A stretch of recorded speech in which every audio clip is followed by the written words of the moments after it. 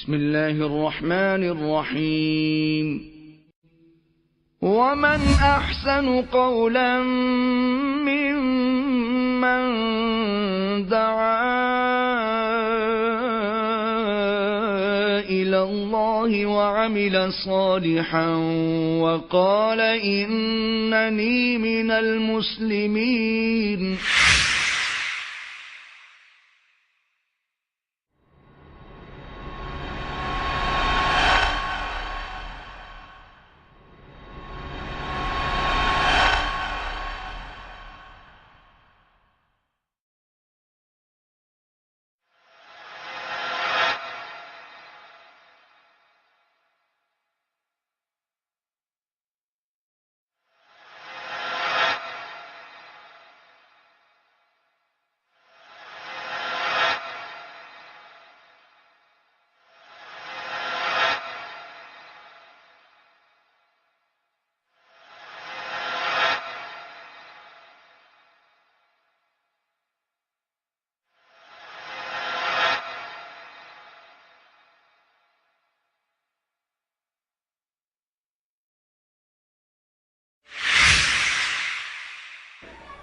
السلام علیکم ورحمۃ اللہ وبرکاتہ. ان الحمد للہ نحمده ونستعینه ونستغفره ونعوذ باللہ من شرور انفسنا ومن سیئات اعمالنا. من يهده الله فلا مضل له ومن يضلل فلا هادي له. وأشهد أن لا إله إلا الله وحده لا شريك له وأشهد أن محمدا عبده ورسوله. اللهم صل على محمد وعلى آل محمد كما صليت على إبراهيم وعلى آل إبراهيم إنك حميد مجيد. اللهم بارك على محمد وعلى آل محمد كما باركت على إبراهيم وعلى آل إبراهيم إنك حميد مجيد. رب اشرح لي صدري ويسر لي أمري واحلل عقدة من لساني يفقهوا قولي. اللهم انفعنا بما علمتنا وعلمنا ما ينفعنا وزدنا علما ينفعنا. اما بعد فاعوذ بالله من الشيطان الرجيم. يا ايها الذين آمنوا لا تتخذوا آباءكم وإخوانكم أولياء إن استحبوا الكفر على الإيمان ومن يتولهم منكم فأولئك هم الظالمون. قل إن كان آباؤكم وأبناؤكم وإخوانكم وأزواجكم وعشيرتكم وأموال اقترفتموها وتجارة تخشون كسادها ومساكن ترضونها أحب إليكم من الله ورسوله وجهاد في سبيله فتربصوا حتى يأتي الله بأمره واللہ لا يهدي القوم الفاسقین. وقال النبی صلی اللہ علیہ وسلم فوالذی نفسی بیدی لا یؤمن احدکم حتی اکون احب الیہ من والدہ وولدہ. گرامی قدر بھائیوں اور لائق احترام بزرگوں، اللہ مالک الملک کا فضل و کرم ہے کہ اس نے مجھے اور آپ کو ایمان اور اسلام کی نعمت سے نوازا ہے. اسلام کے 5 رکن ہیں اور ان میں سے پہلا رکن اس بات کی گواہی دینا کہ اللہ کے علاوہ کوئی عبادت کے لائق نہیں، اور اس بات کی شہادت دینا کہ بے شک محمد الرسول اللہ صلی اللہ علیہ وآلہ وسلم اللہ کے بندے اور رسول ہیں۔ نبی کریم صلی اللہ علیہ وسلم کی رسالت پر ایمان رکھنا یہ ارکان اسلام میں سے پہلے رکن کا دوسرا جز ہے، اور ارکان ایمان میں سے ایک رکن یہ بھی ہے کہ رسولوں کو، ان نبیوں کو، ان پیغمبروں کی رسالت کو تسلیم کیا جائے جن کو آدم علیہ السلام سے لے کر نبی آخر الزمان حضرت محمد الرسول اللہ صلی اللہ علیہ وآلہ وسلم تک رب ذوالجلال نے پیغمبر، نبی، رسول بنا کے مبعوث کیا ہے۔ اجمالی طور پہ تمام رسولوں کی رسالت کو تسلیم کیا جائے، اور سب سے آخر میں آنے والے نبی حضرت محمد رسول اللہ صلی اللہ علیہ وسلم کی رسالت پر تفصیلی طور پر ایمان رکھا جائے۔ یہ ارکان ایمان میں سے ایک رکن ہے اور ارکان اسلام میں سے بھی ایک رکن کی حیثیت رکھتا ہے۔ اگر کوئی شخص کلمہ گو ہے، توحید کا اقرار کرتا ہے، اللہ کو ایک تسلیم کرتا ہے، رب ذوالجلال کی وحدانیت پر یقین رکھتا ہے، خالق کائنات کو وحدہ لا شریک تسلیم کرتا ہے، لیکن اللہ کو ایک ماننے کے باوجود اور اللہ کو وحدہ لا شریک تسلیم کرنے کے باوجود آخری نبی، آخری رسول، آخری راہبر، آخری حبیب، آخری ہادی اور آخری مرشد حضرت محمد الرسول اللہ صلی اللہ علیہ وآلہ وسلم کی رسالت پر اعتقاد نہیں رکھتا اور آپ کو رسول تسلیم نہیں کرتا اور آپ کے پیغمبر ہونے پر ایمان نہیں رکھتا، تو اس کا توحید کا یہ کلمہ بھی اللہ کے ہاں قابل قبول نہیں ہے۔ یہ ہمارا ایمان ہے، اور اس وقت تک نہ اس کا ایمان قابل قبول ہے نہ اس کا اسلام قابل قبول ہے۔ پہلے رکن کا دوسرا جز اور دوسرا حصہ یہ ہے کہ جب تک نبی کریم صلی اللہ علیہ وسلم کی رسالت پر ایمان اور یقین نہیں رکھے گا تب تک اس کا اسلام کا پہلا رکن ہی مکمل نہیں ہوتا۔ نبی کریم صلی اللہ علیہ وسلم نے صحیح مسلم کی غالباً تیسری حدیث ہے، فرمایا ہے ما من یہودی ولا نصرانی، دنیا کا کوئی یہودی اور کوئی عیسائی جو اللہ کو رب تسلیم کرتا ہے، رب ذوالجلال پر ایمان رکھتا ہے اور اپنی طرف آنے والے نبی حضرت عیسیٰ علیہ السلام یا حضرت موسیٰ علیہ السلام کی رسالت پر یقین رکھتا ہے، آسمان سے اترنے والی 2 کتابوں کے اوپر اعتقاد رکھتا ہے کہ یہ آسمانی کتابیں ہیں اور اللہ نے اتاری ہے اور یہ اللہ کی وحی ہے، تورات اور انجیل کے اوپر بھی یقین رکھتا ہے، لیکن اس کے باوجود ثم لا یؤمن بی، وہ میری نبوت کا اعلان سننے کے بعد اور میرے پیغمبر ہونے کا اعلان سماعت کرنے کے بعد اور اس کو میرے نبی ہونے کا پتہ چل جانے کے بعد اگر میرے اوپر ایمان نہیں لاتا، دخل النار،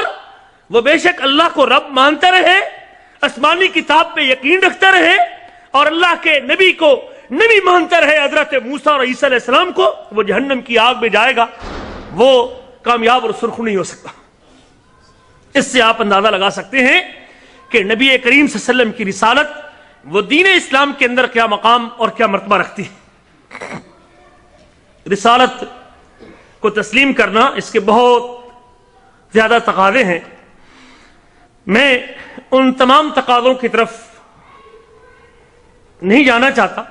ان میں سے ایک تقاضے کے حوالے سے چند باتیں جو کتاب و سنت کی روشنی میں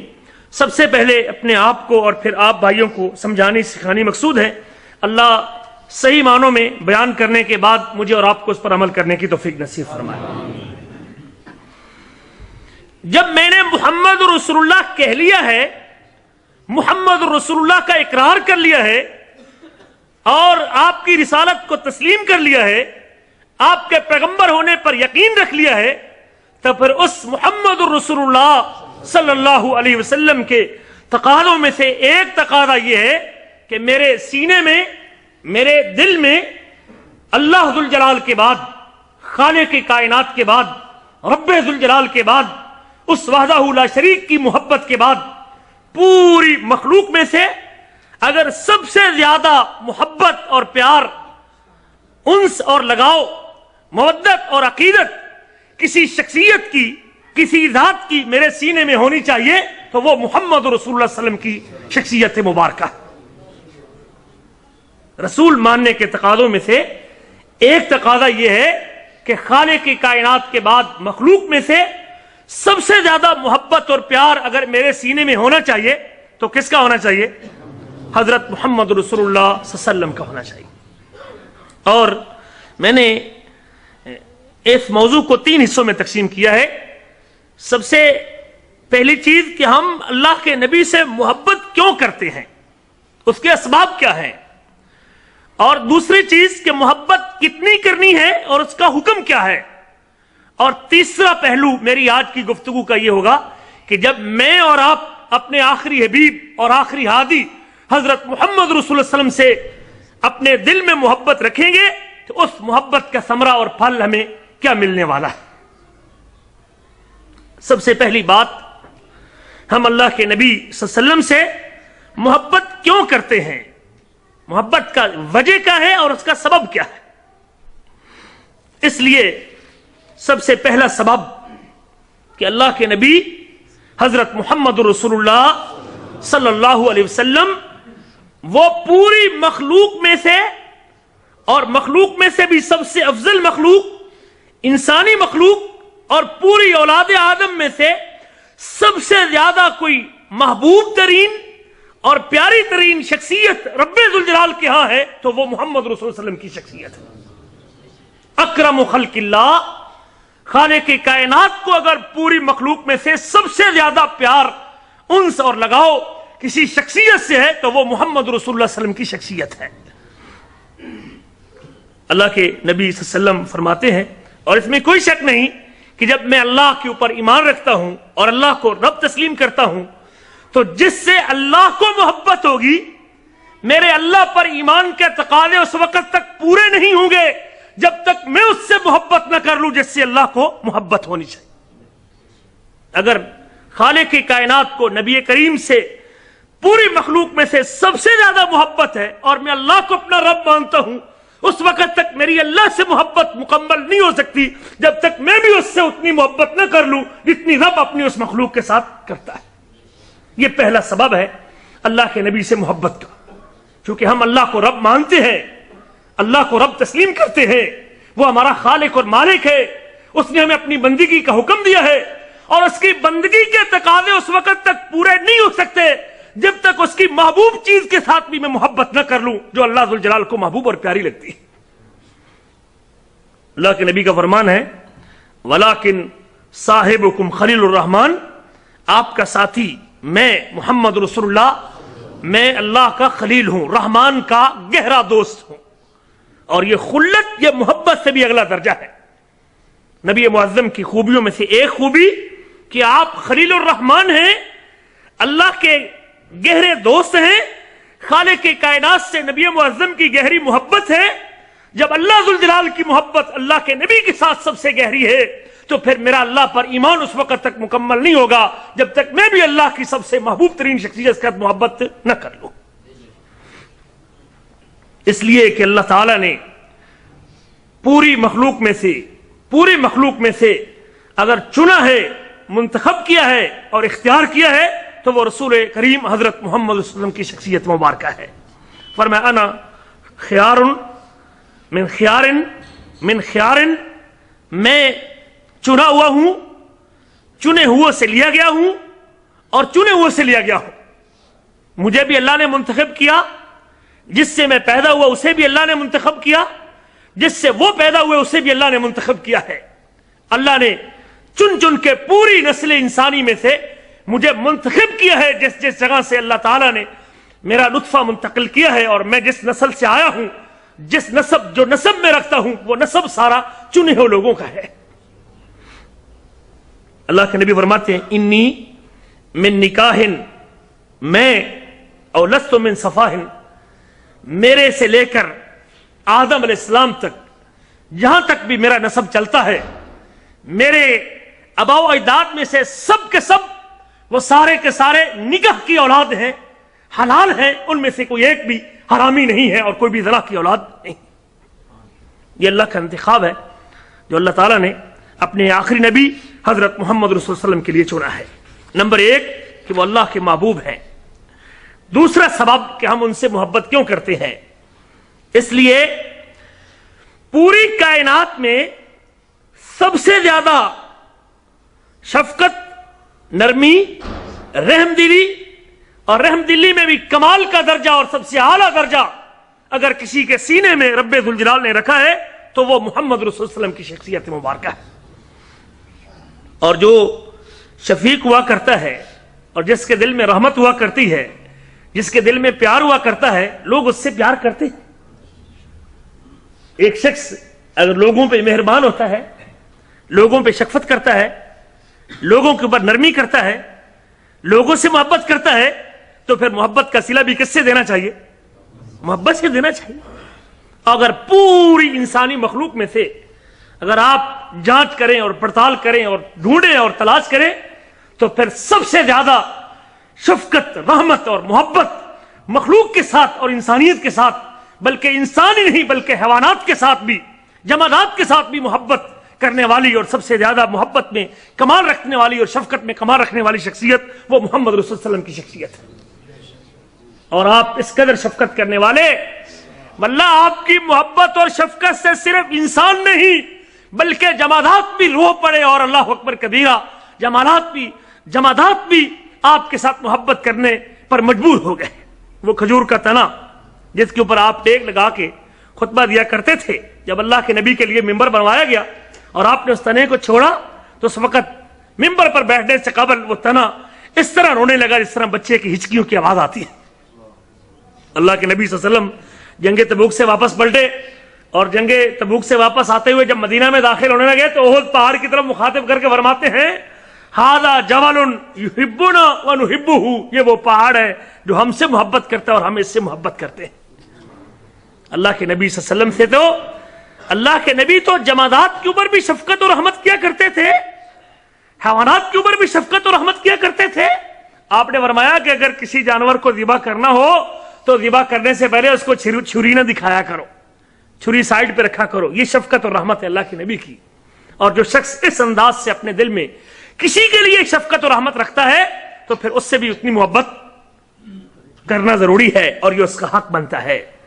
اللہ تعالیٰ فرماتے ہیں آپ کی شفقت کا ذکر کرتے ہوئے لَقَدْ جَاءَكُمْ رَسُولٌ مِّنْ أَنفُسِكُمْ، یقیناً آیا تمہارے پاس رسول تمہاری جانوں میں سے، تمہیں میں سے ہم نے منتخب کیا، تمہارے خاندان کا، تمہارے قبیلے کا، تمہارے علاقے کا، تمہاری نسل کا، نسل آدم میں سے ہم نے اس نبی کو منتخب کیا۔ مکے والوں کو مخاطب کر کے اللہ نے فرمایا ہم نے اس نبی کو آسمان سے نور بنا کے نازل نہیں کیا، یہ کوئی نوری مخلوق میں سے نہیں، ہم نے تم میں سے اس کو چنا ہے، تمہیں انسانی مخلوق میں سے ہم نے اس کو منتخب کیا ہے۔ لَقَدْ جَاءَكُمْ رَسُولٌ مِّنْ أَنفُسِكُمْ عَزِيزٌ عَلَيْهِ مَا عَنِتُّمْ، جو تکلیف تم کو آتی ہے، جو مشقت مصیبت تم پر پڑتی ہے، جو آفت تم پر آتی ہے، اس پیغمبر پہ گراں گزرتی ہے، وہ نبی سے قابل برداشت نہیں ہوتی۔ جی کسی مسلمان پہ یا غیر مسلم پہ کوئی آفت مصیبت آتی ہے، پیغمبر علیہ السلام کے دل میں رحمت اور شفقت اتنی ہے تو وہ ان کے اوپر گراں گزرتی ہے۔ حریص علیکم، نفع کے لیے متمنی، منفعت کے لیے متمنی، ہر وقت اس بات کے خواہش مند ہیں کہ میری طرف سے کسی کو فائدہ مل جائے۔ بالمومنین رؤوف الرحیم، اور مومنوں کے ساتھ شفقت کرنے والے اور رحم کرنے والے ہیں۔ خالق کی کائنات نے رسول کریم کی خوبیوں اور اوصاف میں سے ان خوبیوں کو کہ شفقت اور رحمت آپ کے دل میں کوٹ کوٹ کے بھری ہوئی تھی، اس کو اللہ تعالیٰ نے خاص طور پہ آپ کے اوصاف اور آپ کی خوبیوں میں ذکر کیا اور بیان کیا ہے۔ اور اس کی چند ایک مثالیں آپ دیکھ سکتے ہیں۔ آپ نے فرمایا لولا ان اشق علی امتی لامرتهم بالسواک، اگر میں اپنی امت پر مجھے مشقت کا ڈر نہ ہوتا کہ میری امت اس عمل سے اور اس کام سے مشقت میں پڑ جائے گی، امت پر گراں گزرے گا، تو میں اپنی امت کو ہر نماز کے بعد مسواک کرنے کا حکم دیتا۔ یہ آپ کی شفقت اور رحمت ہے کہ ہر نماز کے ساتھ مسواک کرنے کا آپ نے حکم واجب طور پر نہیں دیا، ورنہ مسنون عمل ہے، کریں گے تو نیکی ہے، ثواب ملے گا۔ رسول کریم صلی اللہ علیہ وسلم کی شفقت کی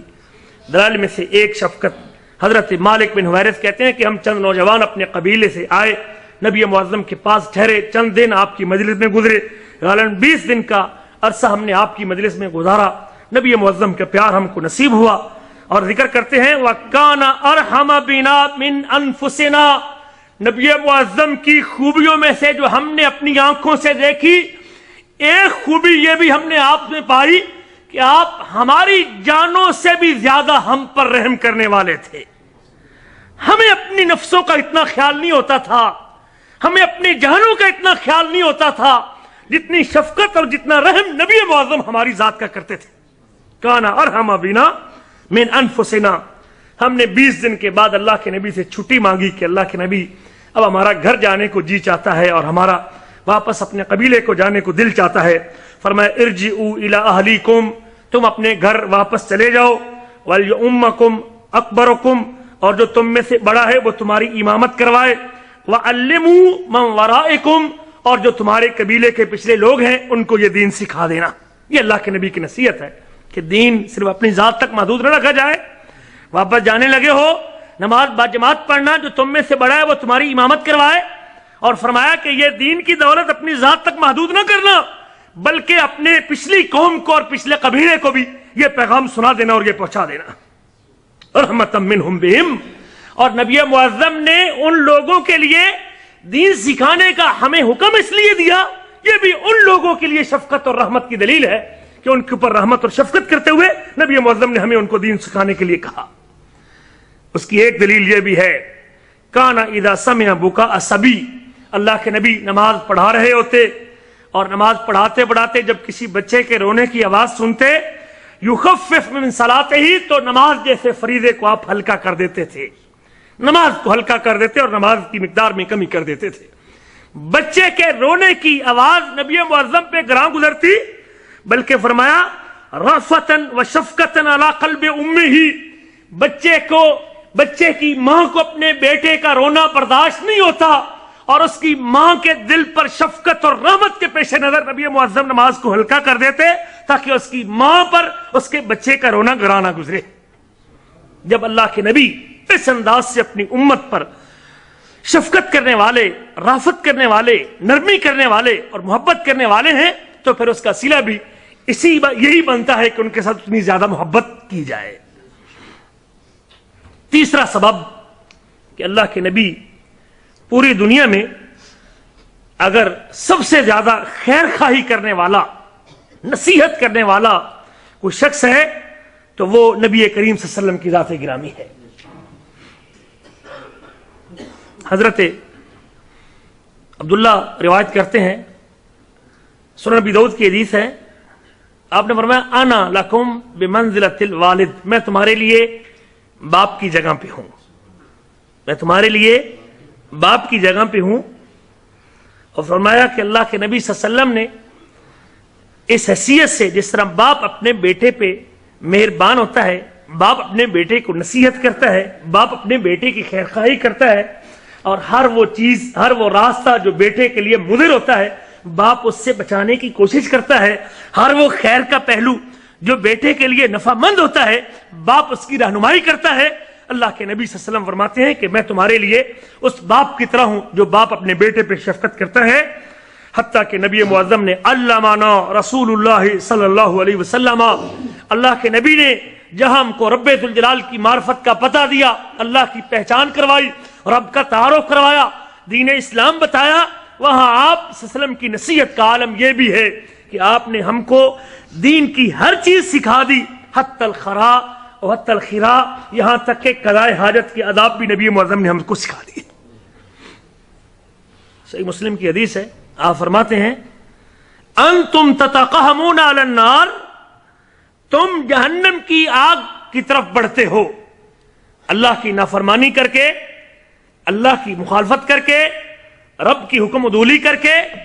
تم اپنے آپ کو جہنم کی آگ کی طرف لے جاتے ہو اور اپنے آپ کو جہنم کے الاؤ میں ڈالتے ہو، وَأَنَا آخِذٌ بِحُجَزِكُمْ، اور میں تمہاری خیر خواہی کرتے ہوئے تمہارے کولوں سے تم کو پکڑ پکڑ کے جہنم کی آگ سے پیچھے ہٹاتا ہوں۔ اور ہر نبی کا یہ وصف رہا ہے، لیکن جو کمال نصیحت اور خیر خواہی کے اندر جو کمال اللہ نے میرے آپ کے نبی کو عطا کیا ہے، شاید وہ کسی اور کے حصے میں نہیں آیا۔ چوتھا سبب رسول کریم سے ہم محبت کیوں کرتے ہیں کہ اللہ ذوالجلال نے اپنے اس آخری نبی کو چند ایسے اوصاف سے متصف کیا ہے اور ایسی خوبیوں سے نوازا ہے جو خوبیاں کسی اور انسان کے اندر موجود نہیں۔ آپ خلق عظیم کے مالک تھے، آپ کا اخلاق بڑا بلند اخلاق تھا، بلند پایا اخلاق کے حامل تھے۔ قرآن مجید نے آپ کے اخلاق کا ذکر کرتے ہوئے بیان کیا، انک لعلی خلق عظیم، اے نبی آپ تو خلق عظیم کے مالک ہیں،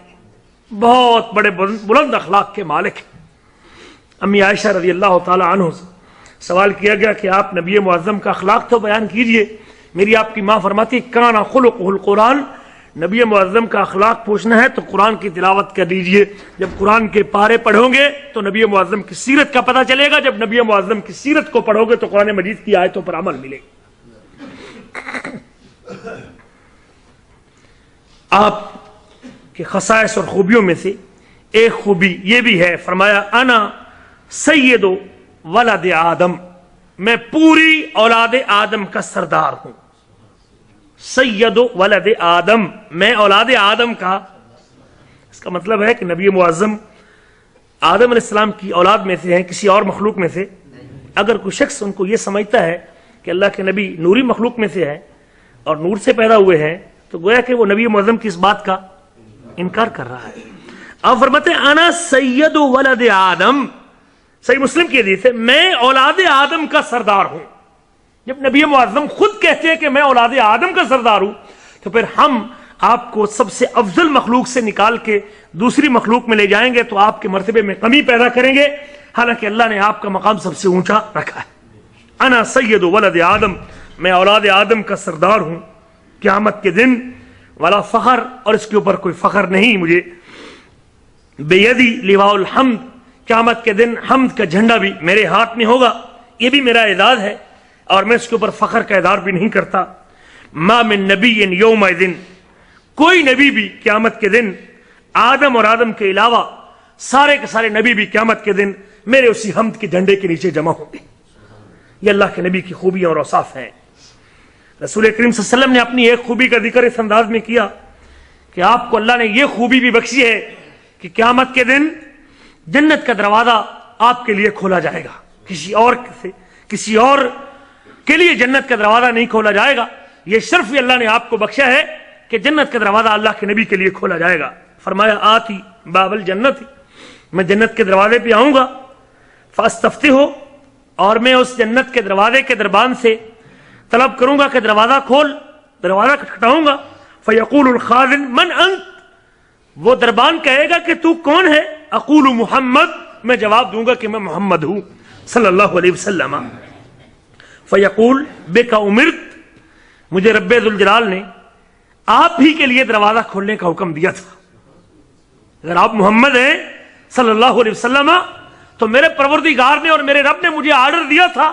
کہ جب محمد نامی شخص آئے تو تمہیں اس کے لیے دروازہ کھولنا ہے صلی اللہ علیہ وسلم۔ لا افتح لاحد قبلک، میں نے آپ سے پہلے کسی کے لیے دروازہ نہیں کھولا۔ یہ بھی اللہ کے نبی کا شرف اور آپ کی خوبی، اور بھی آپ صلی اللہ علیہ وسلم کے اوصاف اور آپ کی خوبیاں ہیں، لیکن میں یہاں اس محدود وقت میں صرف چند انہی خوبیوں پہ اکتفا کرتا ہوں کہ اللہ کے نبی میں یہ اوصاف اور یہ خوبیاں موجود ہیں، اور ان خوبیوں کی وجہ سے آپ کے ساتھ محبت کرنا اور آپ سے پیار کرنا یہ مومن کے ایمان کا حصہ اور ایمان کا جز ہے۔ اور اگر کسی کے سینے میں آپ کی محبت، آپ کے ساتھ لگاؤ اور آپ کے ساتھ پیار نہیں ہے تو وہ سینہ حقیقت میں ایمان کی نعمت سے خالی ہے۔ محبت یا تو تین وجوہات پہ کی جاتی ہے۔ محبت یا تو کسی کی تعظیم اور اکرام میں کی جاتی ہے، جیسا کہ بیٹا اپنے باپ سے محبت کرتا ہے، یہ شفقت اور رحمت کی وجہ سے کی جاتی ہے، جس طرح باپ اپنے بیٹے سے کرتا ہے، اور پھر محبت یا کسی کے احسان کی وجہ سے کی جاتی ہے، کوئی نیکی کسی پہ کرے، کوئی احسان کسی پہ کرے، پھر محبت اس کے ساتھ پیدا ہوتی ہے، جیسا کہ لوگ لوگوں سے محبت کرتے ہیں۔ خالق کائنات نے یہ تینوں خوبیاں نبی معظم کے اندر جمع کر دی ہیں، اور ان تین خوبیوں کی بنا پہ آپ سے محبت کرنا واجب ہے۔ قاضی عیاض صحیح مسلم کی شرح میں لکھتے ہیں کہ ایمان کی حقیقت، حقیقی طور پہ انسان مومن نہیں ہو سکتا اس وقت تک حقیقت میں ایمان کے درجات کو نہیں پا سکتا، ایمان کی حقیقت کو وصول نہیں کر سکتا جب تک اس کے سینے میں نبی کریم صلی اللہ علیہ وسلم کی محبت نہ ہو۔ آپ کی قدر و منزلت اور آپ کے ساتھ لگاؤ، آپ کے ساتھ عقیدت اور آپ صلی اللہ علیہ وسلم سے محبت جب تک کسی کے سینے میں جا گزی نہیں ہوگی اور کسی کے سینے میں راسخ نہیں ہوگی اور کسی کے دل میں جمے گی نہیں، تب تک اس کے ایمان کے تقاضے پورے نہیں ہو سکتے۔ رسول کریم صلی اللہ علیہ وسلم کی احادیث سے مختلف انداز میں نبی کریم سے محبت کی دلائل ہمیں ملتے ہیں۔ اللہ کے نبی سے محبت یہ ایمان کے لیے واجب اور فرض کا درجہ رکھتی ہے۔ اگر کسی کے سینے میں آپ کی محبت نہیں ہے تو اس کا ایمان مکمل نہیں ہے۔ ہم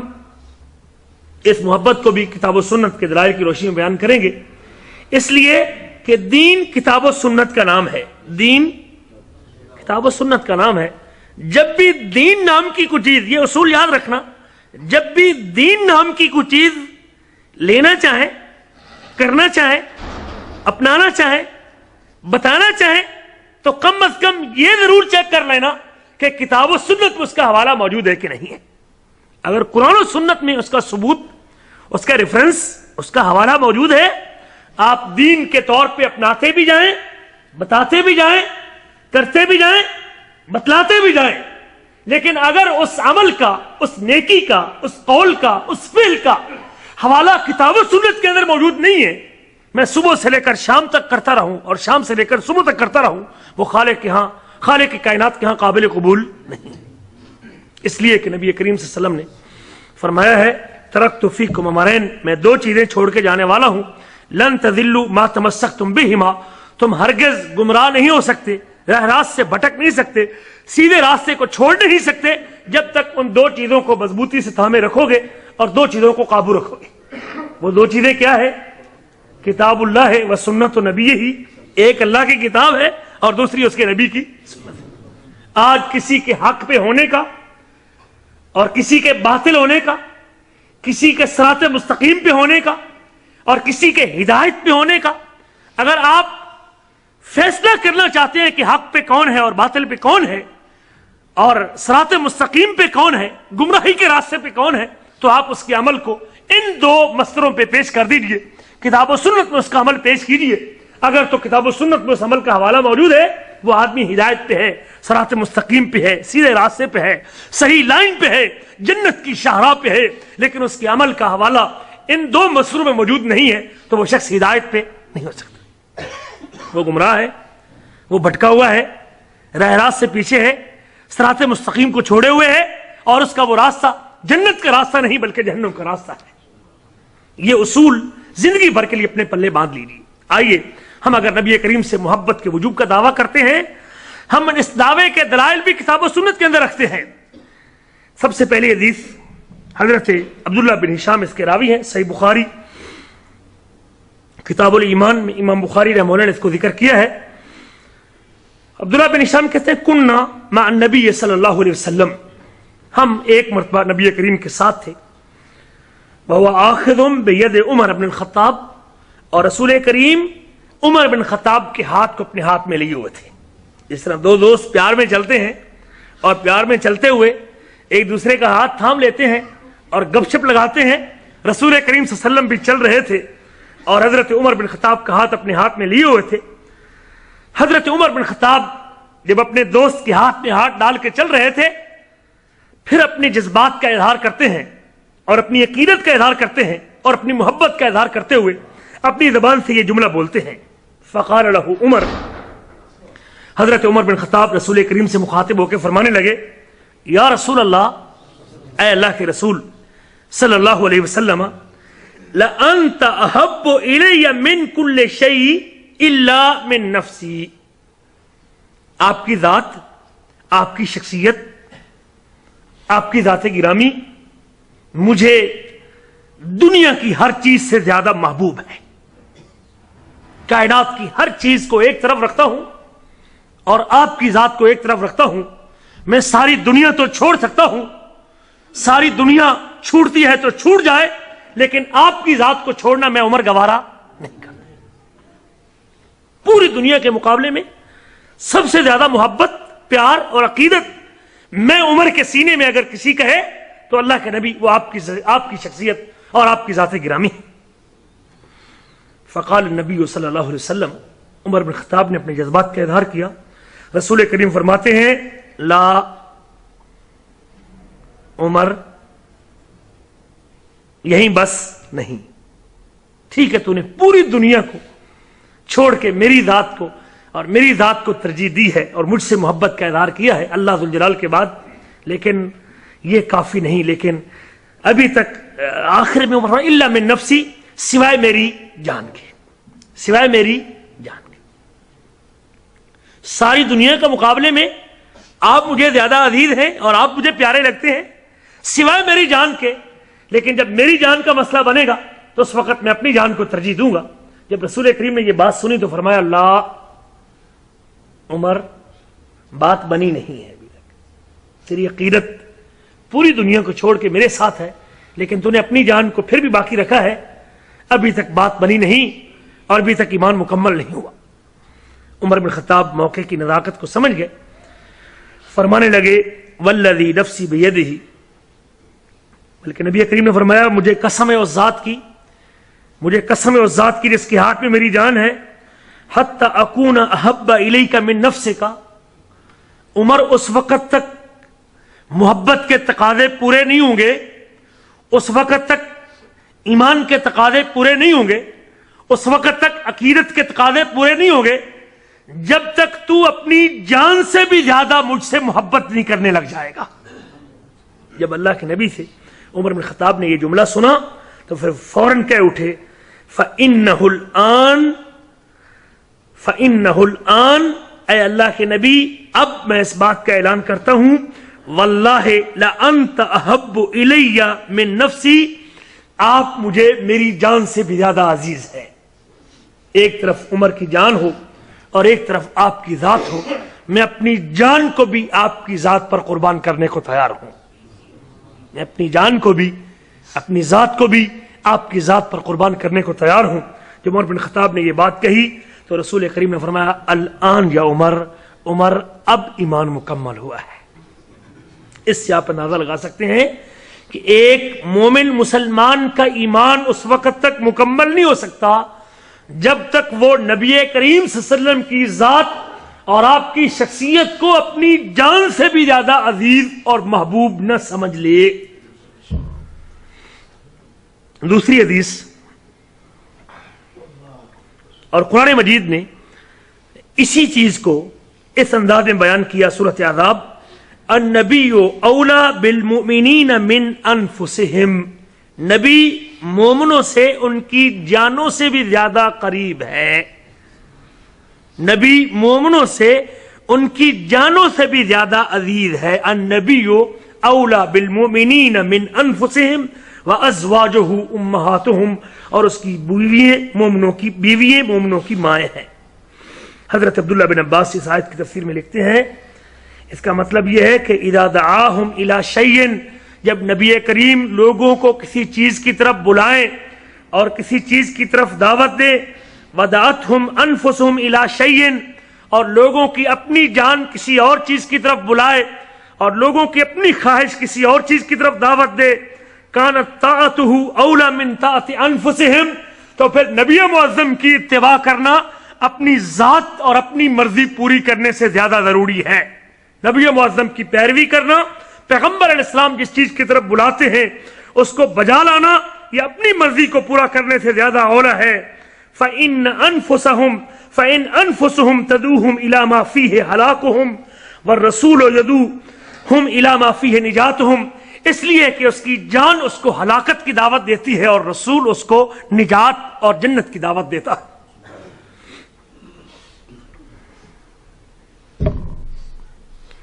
امام ابن کثیر رحمہ اللہ نے بھی تفسیر ابن کثیر میں ان آیات کی تفسیر میں ذکر کیا ہے، جب اللہ تعالیٰ نے اپنے نبی کی امت پر شفقت اور رحمت کو جان لیا کہ اس پیغمبر کے سینے میں امت کا کتنا درد ہے اور امت کے لیے کتنے خیرخواہ ہیں، تو اس لیے نبی معظم کی ذات کو ان کی جانوں سے بھی زیادہ عزیز قرار دیا ہے۔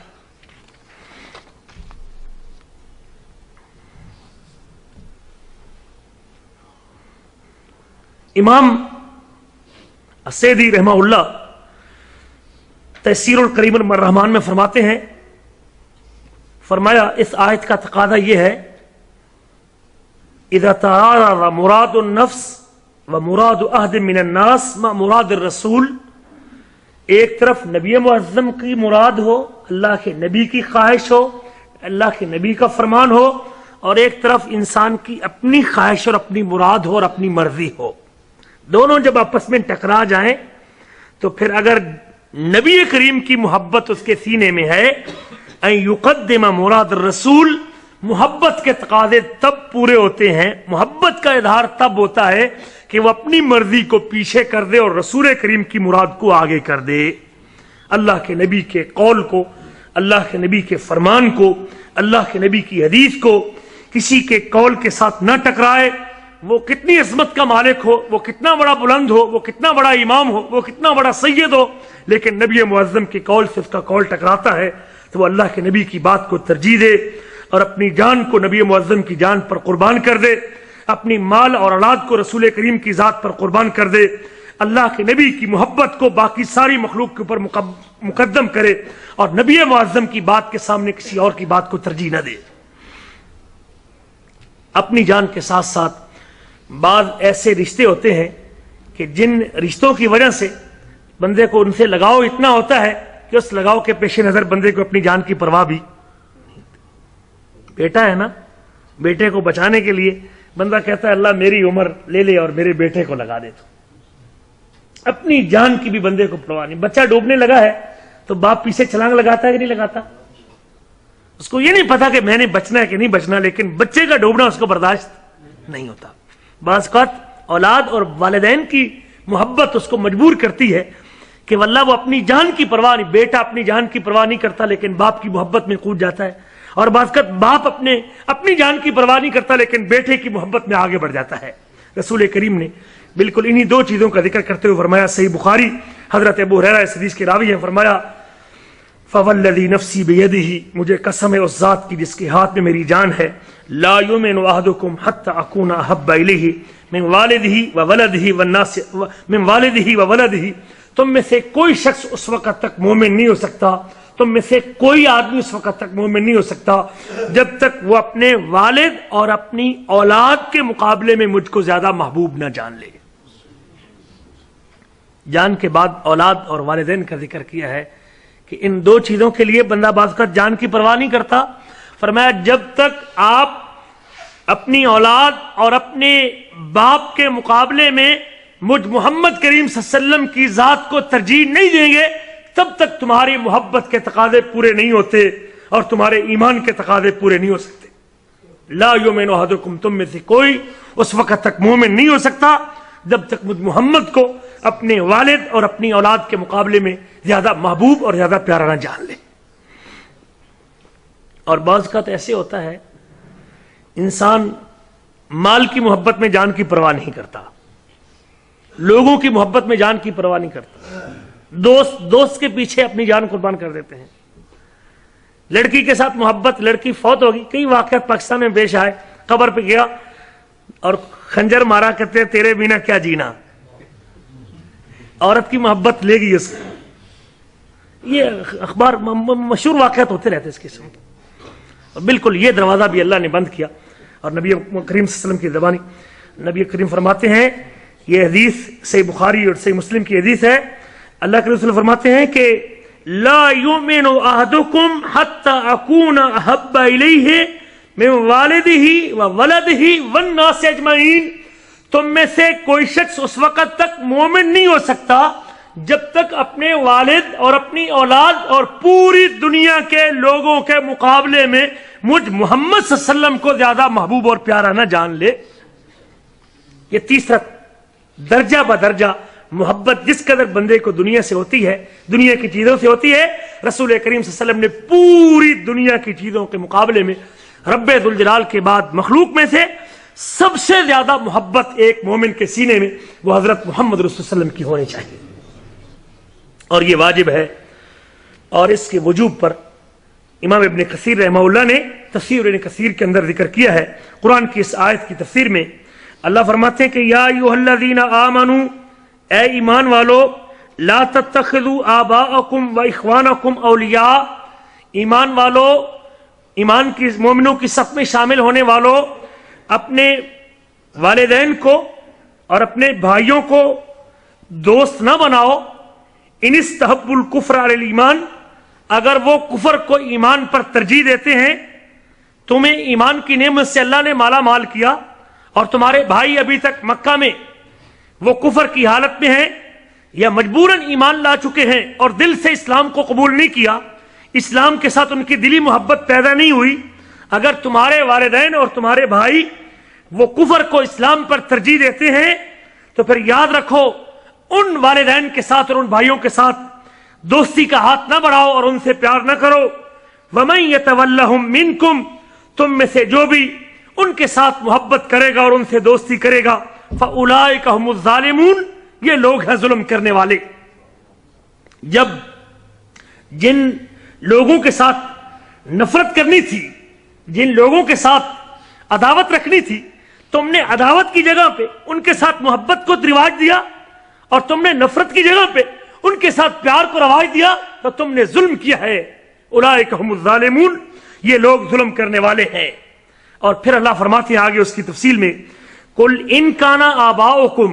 وابناؤکم واخوانکم وازواجکم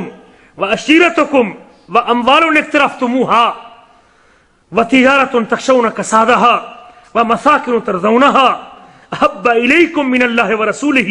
وجهاد في سبيله فتربصوا حتى يأتي الله بأمره والله لا يهدي القوم الفاسقين۔ قل ان كان آباؤكم، کہہ دیجئے، حضور آپ ان سے کہہ دیجئے، اگر تمہارے باپ اور تمہارے بیٹے اور تمہارے بھائی اور تمہاری بیویاں اور تمہارے خاندان کے لوگ اور تمہارے وہ مال جو تم نے کمائے ہیں اور تمہاری وہ تجارت جیسے کہ گھاٹے کا ڈر تمہارے ذہنوں پہ سوار ہے، وَمَسَاكِنُ تَرْضَوْنَهَا، اور تمہاری وہ بلڈنگیں اور وہ رہائشیں اور وہ بنگلے جن سے تم راضی ہو اور جن کو تم پسند کرتے ہو، احب الیکم من اللہ ورسولہ، 8 چیزوں کا نام لینے کے بعد رب فرماتے ہیں اگر ان 8 چیزوں کی محبت، 8 چیزوں کا پیار، 8 چیزوں کا لگاؤ اور ان کے ساتھ دل لگی تمہارے اللہ اور تمہارے رسول اور اللہ کے راستے میں جہاد کرنے کے مقابلے میں غالب آ چکی ہے، ان 8 چیزوں کا پیار اللہ کی محبت پہ، رسول کی محبت پہ، جہاد کی محبت پہ غالب آ چکا ہے، تو پھر یاد رکھو فتربصوا، اس بات کا انتظار کرو، اس بات کا انتظار کرو، حتی یاتی اللہ بامری، کہ اللہ اپنا عذاب نازل کر دے، اللہ اپنا عذاب لے آئے۔ واللہ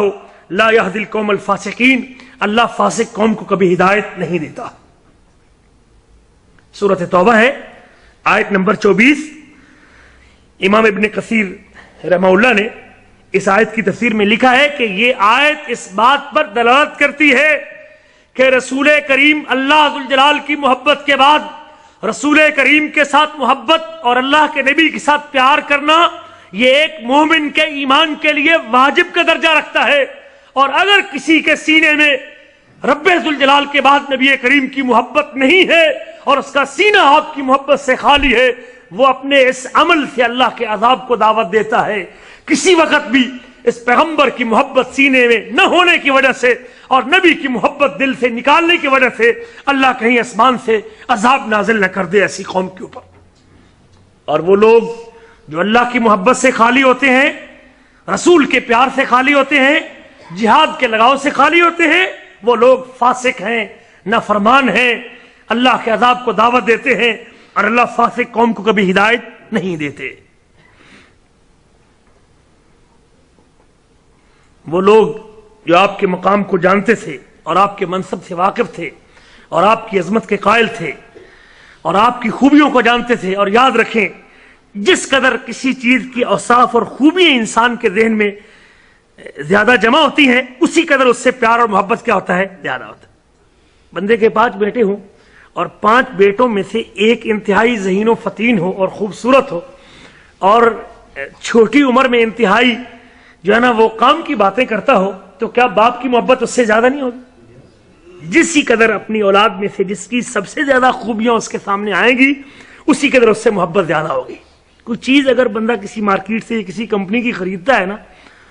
تو پھر اگر وہ انتہائی کامیاب چیز نکلی ہے، اس کے پاس وہ خوب چل رہی ہے، تو لوگ اس کو بڑے سنبھال کے رکھتے ہیں کہ یہ چیز ضائع نہ ہو جائے۔ کسی چیز کے بھی کمال اور خوبیاں جب بندے کے سامنے آتی ہیں تو اس سے اس کی محبت بڑھ جاتی ہے۔ اور رسول کریم کی محبت کو بھی اگر اپنے سینے میں لینا ہے تو پھر ہمیں آپ کے کمالات اور آپ کی خوبیوں کو اپنے سامنے رکھنا پڑے گا۔ جس قدر اور جن لوگوں کے سامنے آپ کی خوبیاں موجود تھیں اور جو آپ کو صبح و شام دیکھتے تھے اور آپ کے معمولات کو دیکھتے تھے اور آپ کے طرز کو دیکھتے تھے، آپ کے طریقے کو دیکھتے تھے، آپ صلی اللہ علیہ وسلم کے ساتھ رہتے تھے، چونکہ ان کے سامنے آپ کی خوبیاں پورے کمال کے ساتھ موجود تھی، اور اسی قدر ان کے سینوں میں بھی آپ کی محبت سب سے زیادہ موجود تھی۔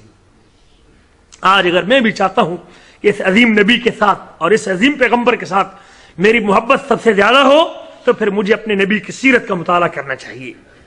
آپ کی خوبیوں اور آپ کے اوصاف کو اپنے سامنے رکھنا چاہیے۔ جس قدر آپ کی منزلت اور مقام ہمارے سامنے واضح ہوگا، بے ہی اسی قدر آپ کی محبت ہمارے سینے کے اندر اجاگر ہوگی۔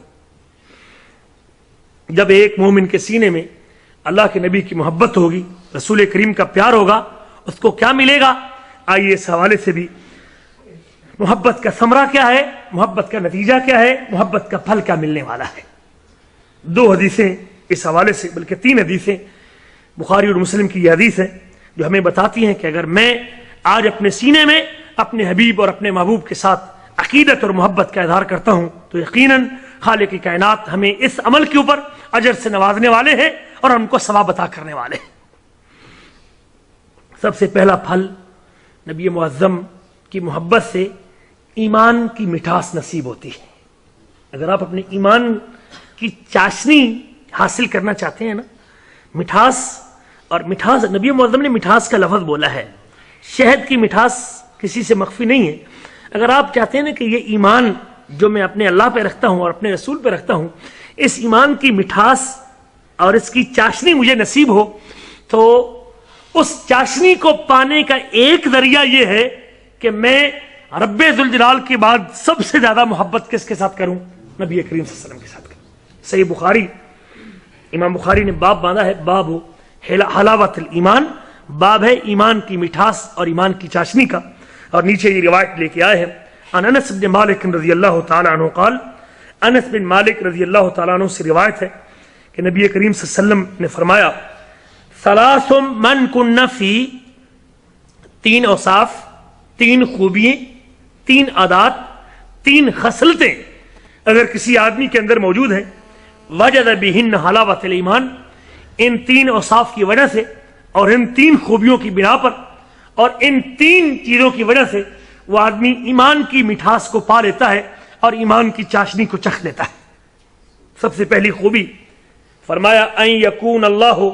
ورسولہ احب الیہ مما سواہما، ایمان کی مٹھاس کو پانا ہے تو پہلی خوبی اور پہلی علامت یہ ہے کہ رب ذوالجلال کے بعد سب سے زیادہ محبت پوری دنیا کے مقابلے میں، خالق کی کائنات کے بعد پوری دنیا کے مقابلے میں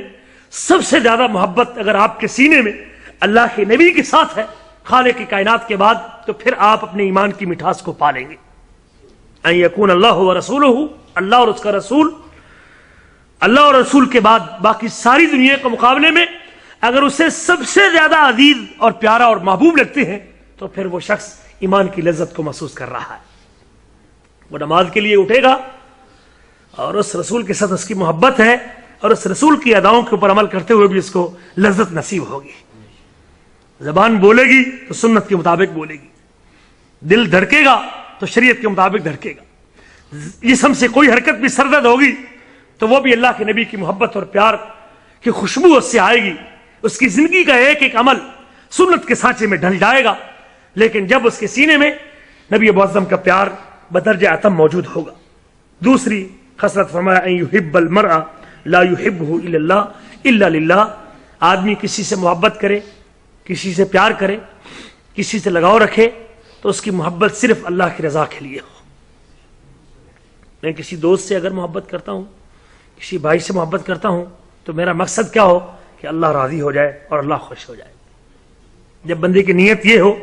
کہ میں اگر اس بھائی کے ساتھ تعلق رکھے ہوئے ہوں اور اس کو ملتا ہوں، ہفتے کے بعد 2 دن کے بعد اس سے ملاقات کرتا ہوں تو میرا مقصد اللہ کو راضی کرنا ہے. یہ نیک آدمی ہے، یہ نمازی آدمی ہے، اس کی مجلس میں خیر ملتی ہے، اس کے پاس آتا ہوں تو کوئی اللہ کے نبی کی سنت کا پتہ چلتا ہے، جب اس کے پاس جاتا ہوں تو میری کوئی اصلاح ہی کرتا ہے، مجھے دین کے راستے پہ لگاتا ہے، اور یہ چیز مجھے میرے اللہ کے قریب کرتی ہے اور وہ اس دوست کے اس وجہ سے قریب ہوتا ہے. یقیناً یہ محبت اس کی ایمان کی چاشنی اور ایمان کی مٹھاس کے آنے کا سبب بنتا ہے. اور صرف ایمان کی چاشنی نہیں ملے گی بلکہ وہ صحیح حدیث ہے، غالباً صحیح بخاری کی حدیث ہے کہ ایک شخص گھر سے نکلتا ہے اور کسی دوست کو ملنے کے لیے جاتا ہے. راستے میں خالق کائنات ایک فرشتے کو بٹھا دیتے ہیں اور فرشتہ اس سے سوال کرتا ہے کہ تم کہاں جانے والا ہے؟ کہتے میں فلاں دوست کو ملنے جا رہا ہوں. تجھے اس سے کوئی کام تو نہیں؟ کہتے نہیں کوئی اس سے کام نہیں. کوئی مالی فائدہ تو نہیں؟ کہتے نہیں. کچھ دینا تو نہیں؟ کہتا نہیں. کچھ لینا تو نہیں؟ کہتا نہیں. کوئی دنیاوی غرض تو نہیں؟ کہتا نہیں. کیوں جا رہا ہے؟ کہتے صرف اللہ کی رضا کے لیے اس کو ملنے جا رہا ہوں. فرشتہ آگے سے کہتا ہے اگر تو اس کو اللہ کے لیے ملنے جا رہا ہے تو مجھے تیرے رب نے آسمان سے بھیجا ہے، جا اس بندے سے کہہ دے کہ میں رب تیرے سے محبت کرتا ہوں. اگر ہماری کسی سے دوستی ہو تو دوستی اللہ کے لیے ہو. اور قیامت کے دن جب نفسا نفسی کا عالم ہوگا، اس گھڑی میں 2 آدمی کو اللہ تعالیٰ اپنا سایہ نصیب کریں گے جب کوئی سایہ نہیں ہوگا. ان میں سے 2 وہ شخص بھی ہوں گے رجلان نے تحابا فی اللہ، جو ایک دوسرے سے محبت کرتے ہیں، ایک دوسرے سے پیار کرتے ہیں، اور اس پیار کا مقصد دنیا نہیں، مال نہیں، دولت نہیں، رب ذوالجلال کی رضا مقصود ہے. جو ایک دوسرے سے اللہ کی رضا کے لیے 2 مسلمان ایک دوسرے سے محبت کرتے ہیں، قیامت کے دن رب ان کو اپنا سایہ نصیب کرے گا. تیسری خصلت فرمایا وَيَكْرَهَ أَن يَعُودَ فِي الْكُفْرِ كَمَا يَكْرَهُ أَن يُقْذَفَ فِي النَّارِ. اسلام لانے کے بعد، ایمان لانے کے بعد واپس کفر پہ جانا اور واپس بے دینی پہ جانا اور واپس غیر شرعی کام کی طرف جانا اس طرح سمجھتا ہے جیسے اپنے آپ کو آگ کے الاؤ کے اندر پھینکنے والا ہے. جس کی یہ کیفیت ہے کہ مجھے اللہ نے نماز پڑھنے کی توفیق دے دی ہے اور دوبارہ نماز چھوڑنا اس کو ایسے لگتا ہے جیسے جہنم کی آگ میں گرنے لگا. اللہ نے مجھے اپنی ذات کی محبت دے دی ہے اور رب کی محبت میں میں نیک عمل بجا لاتا ہوں، اور نیک عمل کو چھوڑنا ایسے ہے جیسے میں آگ کے الاؤ میں اپنے آپ کو پھینکنے لگا ہوں. جس بندے کی یہ کیفیت ہے وہ بندہ ایمان کی مٹھاس کو پاتا ہے اور ایمان کی چاشنی کو چکھ لیتا ہے. نبی کریم صلی اللہ علیہ وسلم کی محبت کا ایک ثمرہ یہ ہے، اس سے ایمان کی مٹھاس اور ایمان کو چاشنی نصیب ہوتی ہے. نبی کریم کی محبت کا ایک ثمرہ یہ ہے کہ کل قیامت کے دن جب کوئی یار نہیں اور کوئی مددگار نہیں، کوئی دستگیر نہیں ہوگا، کوئی ہاتھ پکڑنے والا نہیں ہوگا، جب نفسا نفسی کا عالم ہوگا، جب مال بھی کام نہیں آئے گا، اولاد بھی کام نہیں آئے گی، جب دولت بھی کام نہیں آئے گی، یوم لا ينفع مال ولا بنون، جب مال بھی نہیں کام آئے گا، اولاد بھی کام نہیں آئے گی. وہ دن جب ماں باپ بھی ساتھ چھوڑ جائیں گے، عزیز و اقارب بھی ساتھ چھوڑ جائیں گے، قریبی رشتہ دار بھی نہیں پوچھیں گے، اللہ اکبر، کوئی پرسان حال نہیں ہوگا. وہ گھڑی جب ہر ایک کو اپنی ذات کی پڑی ہوگی، یوم لا تملک نفس لنفس شیئا، جس دن کوئی جان کسی کی مالک نہیں ہوگی، والامر یومئذ للہ، اور معاملہ سارا کا سارا رب ذوالجلال کے سپرد ہوگا. جو خالق چاہے گا وہی ہوگا، رب کی مرضی کے علاوہ وہاں کچھ نہیں ہوگا. اس گھڑی میں اگر آج میرے اور آپ کے سینے میں اپنے آخری نبی کے ساتھ، آخری رسول کے ساتھ، آخری رہبر کے ساتھ محبت اور عقیدت کے جذبات ہیں تو کل یہ محبت ہمیں نبی معظم کی ساتھ کی شکل میں ملنے والی ہے. اس کا پھل رسول کریم کی ساتھ کی شکل میں نصیب ہونے والا ہے. میری بات نہیں، حضرت انس بن مالک کی روایت کردہ یہ حدیث جس کو امام مسلم رحمہ اللہ نے صحیح مسلم میں ذکر کیا ہے، جاء رجل الی رسول اللہ، ایک آدمی اللہ کے نبی کے پاس آیا، فقال یا رسول اللہ، اور کہنے لگا اللہ کے رسول، متی الساعہ، میرا سوال یہ ہے کہ قیامت کب آنی ہے؟ قال وما اعددت للساعة، قیامت کا سوال کرنے والے تو نے قیامت کی تیاری کیا کی ہے؟ قیامت کا پوچھنے والے تو نے قیامت کے لیے تیار کیا کیا ہے؟ قال حب اللہ ورسولہ، کوئی زیادہ فرائض اور زیادہ نیکی تو میرے پاس نہیں ہے، کوئی نفلی عبادت میرے پاس نہیں ہے، زیادہ نفلی عبادت تو میرے پاس نہیں ہے، حب اللہ ورسولہ، میں نے تیاری یہ کی ہے کہ میرے سینے میں اللہ کی محبت بھی ہے اور اس کے رسول کی محبت بھی ہے، یہ دو پیار میں نے اپنے سینے میں سمیٹے ہوئے ہیں۔ قال انک فانک مع من احببت، جب قیامت کا دن ہوگا تو انہی کے ساتھ ہوگا جس کے ساتھ تو محبت کرتا ہوگا۔ اس اصول کے پیش نظر آج مجھے اور آپ کو بھی یہ فیصلہ کرنا ہوگا کہ میری محبت کن لوگوں کے ساتھ ہے، مالداروں کے ساتھ، سود خوروں کے ساتھ، کرکٹر کے ساتھ، کسی فلم سٹار کے ساتھ، کسی دنیا کے گندے ترین شخص کے ساتھ، یا میری محبت اپنے نبی کے ساتھ ہے؟ تو پھر ایسی ساری چیزوں سے مجھے نفرت کا اظہار کرنا چاہیے جس سے نبی کریم کی شریعت نفرت کا اظہار کرتی ہے، اور میرے رسول شریعت سے میرے رسول کی شریعت نفرت کا اظہار کرتی ہے، اور میرا رسول نفرت کا اظہار کرتا ہے، اور میرے سینے میں اگر نبی کریم کی محبت ہے تو مجھے ان باتوں سے محبت ہو جو جن سے نبی معظم کو محبت تھی، تو یقیناً اس محبت کا صلہ کل نبی کریم کے ساتھ کی شکل میں ملنے والا ہے، اور ہر بندے کو نہیں ملے گا۔ یہ میں نے دیکھنا ہے کہ اب میری محبت کا جو ہے نا وہ پیمانہ کہاں کھڑا ہوا ہے، محبت کا گراف کہاں ہے، کس قدر میری محبت ہے، کس حد تک میری محبت ہے، یقیناً اس کا صلہ یہ ملنے والا ہے۔ حضرت انس بن مالک رضی اللہ تعالیٰ عنہ کہتے ہیں فانا احب اللہ ورسولہ، جب میں نے اللہ کے نبی سے یہ بات سنی تو میں کہا کرتا تھا کہ میں اللہ سے محبت کرتا ہوں، اس کے رسول سے محبت کرتا ہوں، وابا بکر و عمر، اور ابو بکر سے محبت کرتا ہوں اور عمر بن خطاب سے محبت کرتا ہوں، اور اس لیے کرتا ہوں کہ ان دونوں سے بھی نبی کریم محبت کا اظہار کرتا ہے۔ جن سے نبی کریم کو محبت تھی میں اس نبی سے بھی محبت کرتا ہوں، اور ان چیزوں سے اور ان شخصیات سے بھی محبت کرتا ہوں جن سے نبی کریم محبت کیا کرتے تھے۔ حضرت انس کا یہ عمل بتاتا ہے کہ اگر میری محبت کا پتہ تب چلے گا جب مجھے ان چیزوں سے محبت ہوگی جن چیزوں سے نبی کریم محبت، داڑھی سے اللہ کے نبی کو محبت تھی کہ نہیں تھی؟ کیوں نہیں؟ اس کو خوشبو بھی لگاتے تھے، اس میں خلال بھی کرتے تھے، اس کو کنگھی بھی کرتے تھے، اس کو رنگ بھی کرتے تھے، کتنی سنتے ہوگی؟ 4، اور اگر کوئی مونڈتا ہے تو اس سے محبت کرتا ہے۔ پقیزہ بالوں پر نبی معظم نے جن بالوں کو چہرے پہ سجایا ہے اور سجانے کا حکم دیا ہے ان کو حلال کی کمائی سے اس سے مونڈ کے گندی نالی میں پھینکتا ہے تو اللہ کے نبی سے محبت کرتا ہے۔ مجھے فیصلہ کرنا ہوگا میرے بھائیوں کہ میری محبت کتنی جڑیں پکڑی ہوئی ہے اور کس قدر گہری میری محبت ہے۔ رسول کریم صلی اللہ علیہ وسلم کا آخری ارشاد ہے، عبداللہ رضی اللہ تعالیٰ عنہ روایت کرتے ہیں، عبداللہ بن مسعود رضی اللہ تعالیٰ عنہ روایت کرتے ہیں، جن کے بارے میں آتا ہے صاحب الوسادۃ والاداوۃ والنالین، نبی معظم کے ساتھ اتنے پیار تھا کہ آپ کا جوتا بھی اٹھا کے چلتے تھے اور آپ کا تکیہ بھی اٹھا کے رکھتے تھے اور آپ کا لوٹا بھی ساتھ لے کے چلتے تھے جب آپ طہارت کے لیے وضو کے لیے پانی منگواتے تھے۔ یہ وہ عظیم صحابی ہے۔ کہتے ہیں ایک آدمی اللہ کے نبی کے پاس آیا اور کہنے لگا، صحیح مسلم کی حدیث ہے، فقال یا رسول اللہ کیف تری فی رجل احب قوما ولما یلحق بہم، آپ کا کیا خیال ہے ایک بندہ کسی قوم سے محبت تو کرتا ہے، کسی جماعت سے محبت تو کرتا ہے، کچھ لوگوں سے محبت تو کرتا ہے لیکن ان کو پایا نہیں، ان کو دیکھا نہیں، ان کو ملا نہیں ہے۔ نبی کریم فرماتے ہیں المرء مع من احب، آدمی انہی کے ساتھ ہوگا جن سے محبت کرتا ہوگا۔ اگر آج میری محبت نیک لوگوں کے ساتھ، متبعین سنت کے ساتھ، صحیح عقیدہ والوں کے ساتھ، صحیح ایمان والوں کے ساتھ، سنت پہ چلنے والوں کے ساتھ، نمازی کے ساتھ، نیک کے ساتھ، دیندار کے ساتھ، تو کل قیامت کے دن مجھے ساتھ بھی انہی کا نصیب ہونے والا ہے۔ اگر آج میری محبت کچھ اور لوگوں کے ساتھ جس کا دین سے کوئی ناتا اور رشتہ نہیں، شریعت سے کوئی تعلق نہیں، تو سمجھ لو کہ میرا شمار بھی قیامت کے دن انہی لوگوں کے ساتھ ہونے والا ہے۔ حضرت عمر بن عاص رضی اللہ تعالیٰ عنہ کہتے ہیں کہ میری زندگی میں نے لیٹ شروع کیا تھا، میرے خیال گھنٹہ ہو گیا ہے ہونے والا ہے۔ آخری بات، حضرت عمر بن عاص کہتے ہیں کہ میری زندگی کے 3 دور ہیں۔ ایک وہ دور تھا کہ میں اپنے آپ کو خیال کرتا تھا کہ سب سے زیادہ بغض میرے دل میں ہے تو وہ اللہ کے نبی محمد صلی اللہ علیہ وسلم کی ہے، اور میں کوشش میں ہوتا تھا کہ اگر یہ شخص میرے ہاتھ میں آئے تو میں ان کو قتل کر دوں۔ ایک یہ دور تھا۔ پھر ایک ایسا دور آیا، اور اگر میں اسی حالت میں دنیا سے چلا جاتا تو میں جہنم کی آگ کے اندر چلا جاتا. صحیح مسلم کی حدیث ہے. کہتے پھر ایک ایسا دور آیا میری زندگی میں کہ میں نے اسلام کو قبول کیا.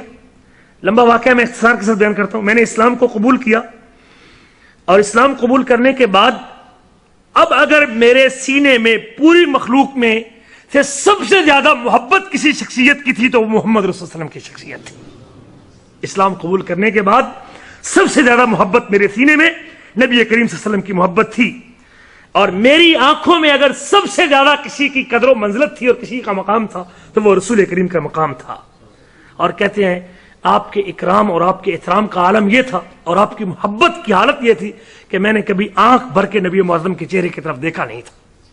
احترام کی وجہ سے میں اپنی نگاہ نیچے رکھتا تھا. اور اگر مجھے کوئی کہے کہ تو نبی معظم کا نقشہ کھینچ اپنے الفاظ میں تو میں نہیں کھینچ سکتا, اس لیے کہ میں نے آنکھ بھر کے کبھی نبی معظم کو دیکھا ہی نہیں تھا. احترام اور اکرام میں میں اپنی نگاہ نیچے رکھتا تھا. اور اللہ اکبر کبیرہ کہتے ہیں میری یہ کیفیت نبی معظم کے ساتھ جو محبت کی ہے اس کا آخری جملہ ہے لو مت علی تلک الحال لرجوت ان اکون من اہل الجنہ. اگر محبت کے اسی معیار پہ میں دنیا سے چلا جاتا اور مجھے موت آ جاتی تو میں اپنے آپ کو اہل جنت میں سے خیال کرتا. یہ محبت مجھے جنت میں جانے کا ذریعہ اور میرے جنت میں جانے کا سبب بن جاتی. تو اللہ سے دعا ہے کہ اللہ مجھے اور آپ کو رسول کریم صلی اللہ علیہ وسلم کے ساتھ محبت, عقیدت اور پیار نصیب فرمائے اور اللہ تعالیٰ مجھے اور آپ کو عمل کرنے کی توفیق نصیب فرمائے. آئندہ درس جو منگل کو انشاءاللہ ہوگا کہ اس محبت کی علامات اور نشانیاں کیا ہیں, اس محبت کا پتہ کیسے چلے گا کہ میرے سن میں کتنی محبت ہے, اس کی علامات اور نشانیاں بھی کچھ نبی معظم کی شریعت سے ہمیں ملتی ہیں. ان نشانیوں کا تذکرہ اگلے منگل میں ذکر کریں گے. اور انشاءاللہ کل کا درس ہمارے فاضل دوست فضیلت شیخ طارق محمود صاحب وہ دیں گے اور وہ تشریف لائیں گے. اللہ سے دعا ہے کہ اللہ مجھے اور آپ کو عمل کرنے کی توفیق نصیب فرمائے.